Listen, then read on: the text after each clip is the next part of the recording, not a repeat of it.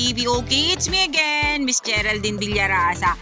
Okay po, may isa pa rin po akong iba-vlog na property dito naman po sa Bypass Road ng Tagkawayan, Quezon. Siya po ay gilid mismo ng Bypass Road. Ano po? Yan pong natututukan na yan ng aking camera. Yan po yung Bypass Road. Papunta po yan doon sa San Vicente na crossingan naman po ng National Highway. Ano po? Ng Andaya Highway. Then, ito pong property ay may nasa 100 meters po ang frontage niya dito sa Bypass Road. Then, kami po ay dito muna sa kabila sa town proper ng Tagkawayan dumaan kasi po hindi pa po talaga siya nadadaanan. May tulay pa po dyan na inaayos. Pag yan po inaayos na tulay na yan, pwede na po dyang dumaan. Magmumula po tayo doon sa San Vicente, yung start po ng Bypass Road. Ano po? Then, ngayon po, yung minutor namin, nasa mahigit pong 8 kilometro ang layo niya doon po sa town proper ng Tagkawayan, Quezon hanggang dito po sa property.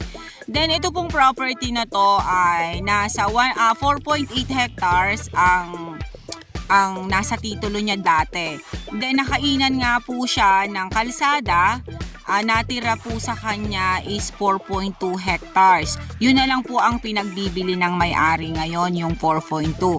Okay po, tara po at papasukin natin ang 4.2 hectares ng Bypass Road ng Tagkawayan, Quezon. Okay po, dito po muna tayo sa kabilang side na to. Ayan. Medyo po tayo ay pinagbigyan ng Diyos na uminit, hindi po katulad nung isang araw na talagang umuulan nang ako'y nagbablog.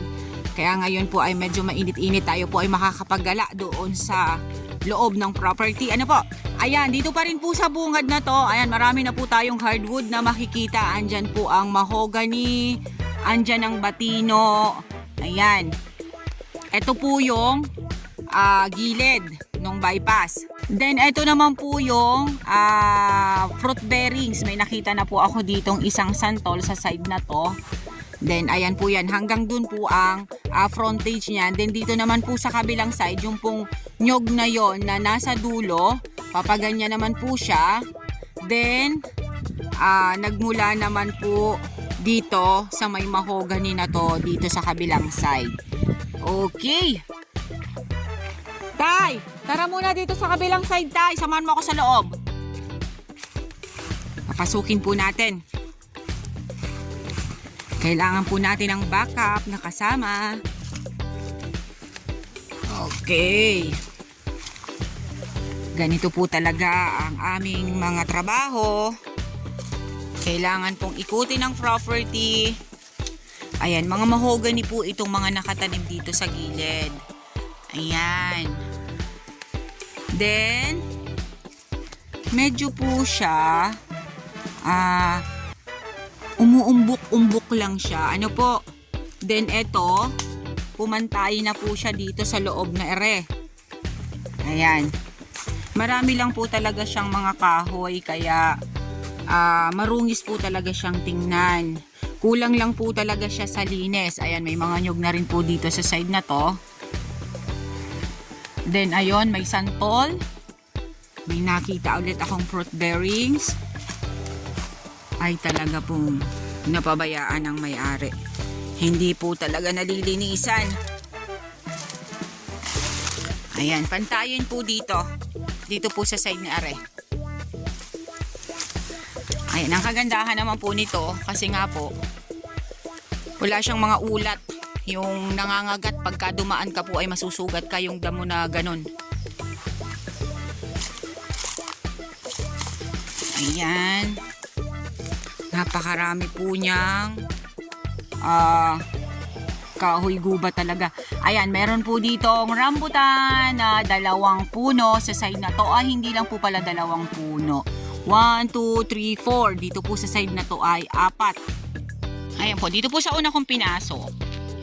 Sabi po ni tatay, medyo kaunti lang yung makukuha dito.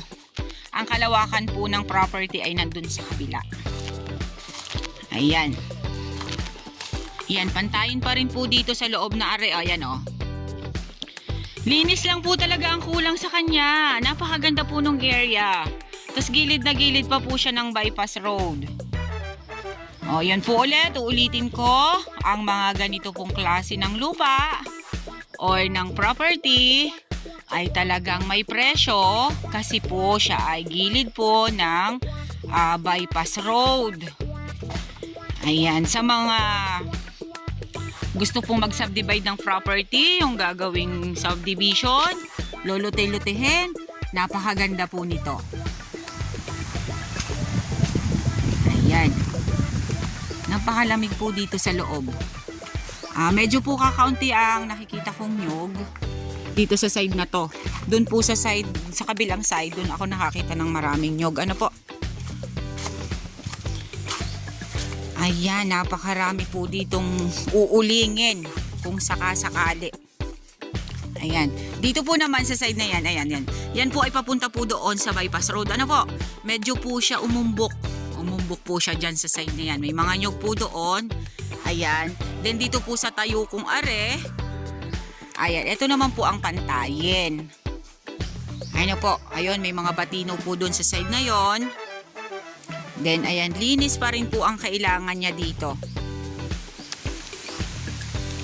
Okay, konting pasada pa po kasi pupunta tayo doon sa kabilang parte ng kalsada. Ayan, medyo po talaga dito walang kasinong nyog. Then, kasi sabi nga po ni tatay, konti lang po ang hagip dito sa side na to.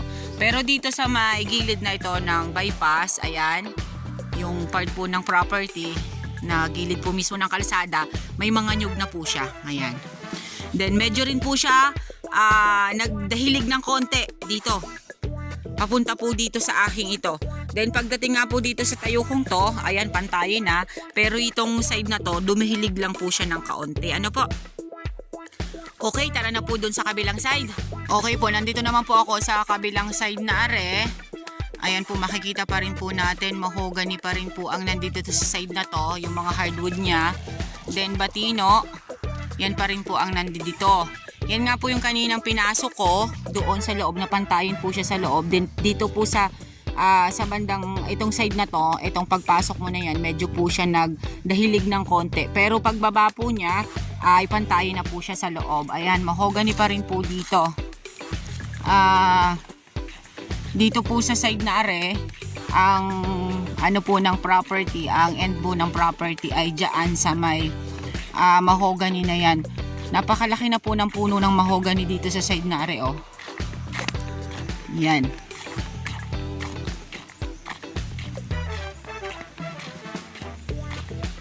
Dami niya pong mahogany talaga, oh.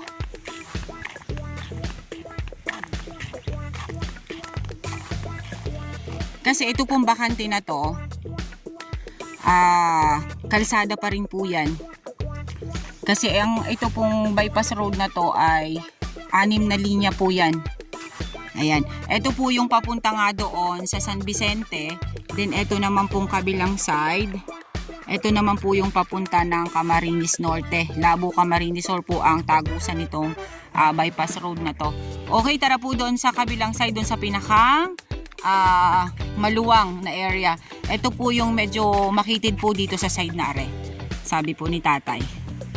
Ayan, may mga nyog din po dito. Ayan, makikita naman po natin, may mga nyog siya. Pero hindi po siya ganun kadami, hindi kagaya po dito sa kabilang side. Okay, lipat po tayo din eh. Ayan, mahogany again. Titingnan po natin dito kung ito ay pantayin din sa loob. Okay, kalsada pa rin po ito. Sabi ko nga sa inyo, ito ay 6 lane. Tay, dito tayo, oh. Ari, oh. Okay, doon tayo sa may daan. Okay, nandito na po ako sa kabilang side. Doon po sa pinakang malaking parte nung 4.2 hectares. Ayan, mahogany again ang mga nandito. At kulang pa rin talaga siya sa linis. Marami pa rin po siyang kahoy gubat. Ayan. Medyo po itong side na to ay dumahilig. Ayan, papunta po yan doon sa may kalsada. Yung po bagang front ng kalsada. Pero ito pong loob na to, itong dinadaanan ko ay pantay na po siya.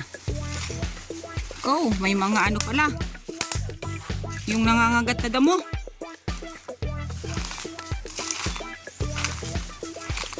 Ayan po, hindi po makapagsalita at iniiwasan ko po yung mga damo na pag po sumabit sa paa nasusugat.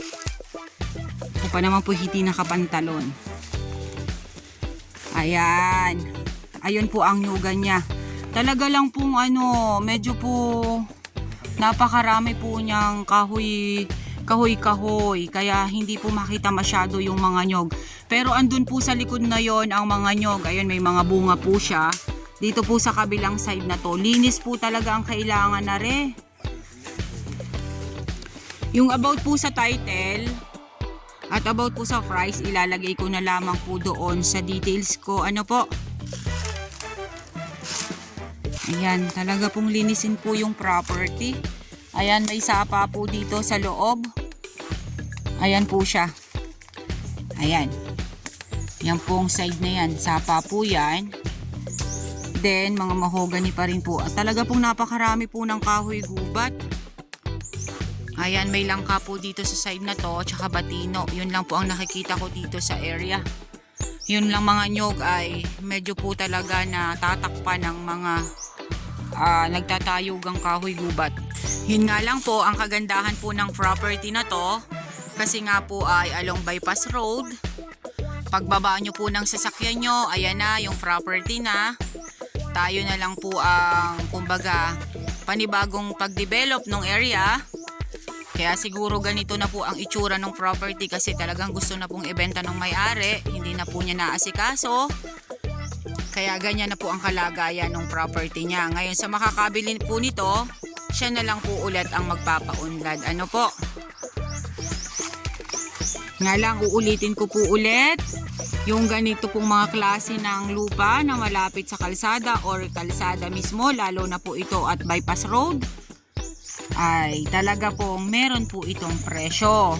Pero kayo pa rin po ng may-ari ang mag-uusap about po sa price. Kasi ako po ay agent lamang nila. Ako po ang mag-aalok sa inyo ng property. Sila pa rin po ang magdi-decide kung magkano po kayo magkakaroon ng presyuhan dito sa area. Basta kung ano lang po sinabi nila sa akin ngayon, yun din lang po ang ilalagay ko sa details ko.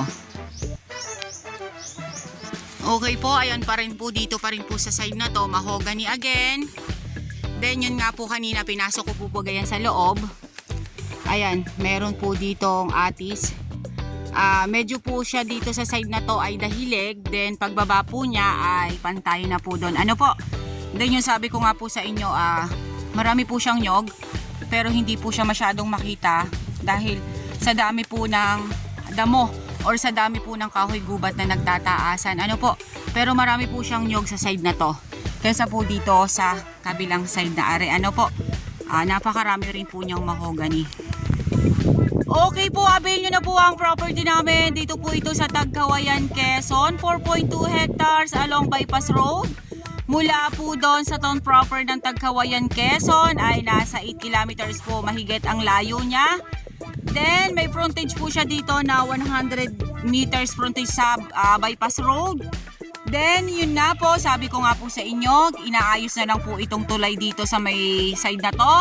Madadaanan na po siya mula po doon sa San Vicente sa umpisahan po ng diversion road hanggang dito po sa property. Madadaanan na po yan pag yan po ay naayos na. Madali-dali na po maayos yan kasi lagi naman po silang nagtatrabaho. Ano po? Yung pong about sa price, ilalagay ko na lang po sa details ko. And yung about po sa title, ano po, mamaya na lang po pag-upload ko, ilalagay ko na lang po. Okay po, once again po ako po ulit ang inyong vlogger, si Miss Geraldine Villarasa. Muli po akong maglalambing. Papindot po ako ng bell button para lagi po kayong updated sa aking mga vlog. And palike and share po ng aking mga video. Ano po, yun po ang aking lambing sa inyo. Then, once again po, thank you po sa mga buyers na nagtiwala sa akin at muling magtitiwala sa akin. Okay po, thank you po for watching. God bless everyone!